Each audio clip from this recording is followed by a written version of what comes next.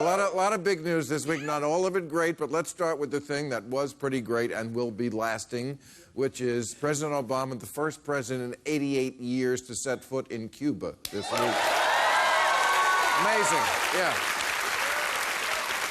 And contrary to the Republican narrative, he did not go easy on the Cuban dictatorship. At one point, he stood outside a Cuban prison and he said, the prisoners inside here deserve trials or they should be released.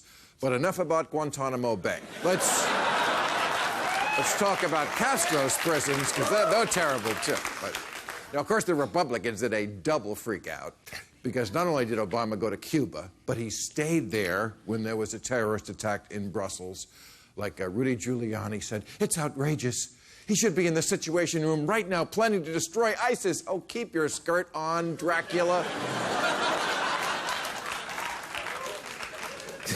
And then he went to Argentina and did a tango 2 days after the attacks. They really went nuts. It's always one of those Republican rules. We don't know it's a rule until we break it. A tango 2 days after a terrorist attack? You know you wait 3 days after a terrorist attack to tango? Jesus Christ, what is this man thinking? That is not how President Trump would have handled it.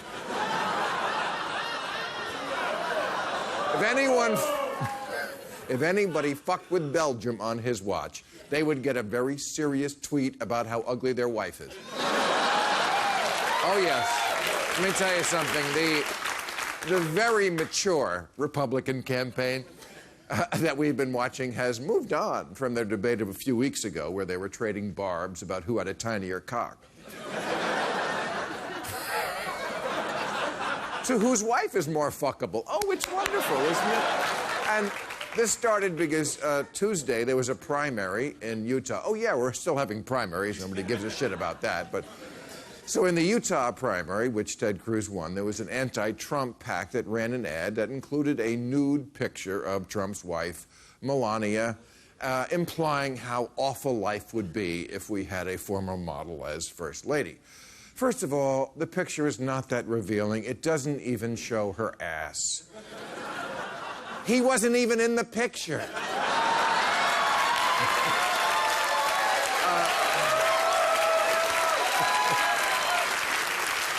And secondly, the picture is not new. It's from the catalog that Trump used when he ordered her. So... Of course, everybody had to act all mad. Trump's surrogates called it desperate. Trump called it outrageous. Bill Clinton called it a great screensaver.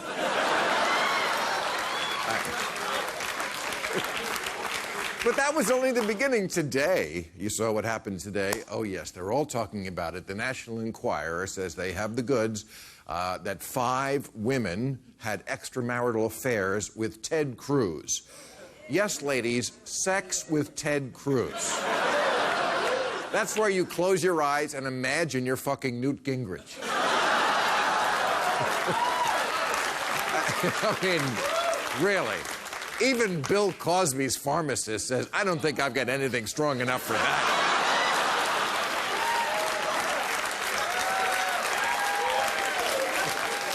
Now, I personally don't believe any of this is true. I think I know who Ted Cruz is. I'm not saying he doesn't enjoy screwing women. He just does it by defunding Planned Parenthood. That's how he gets his job.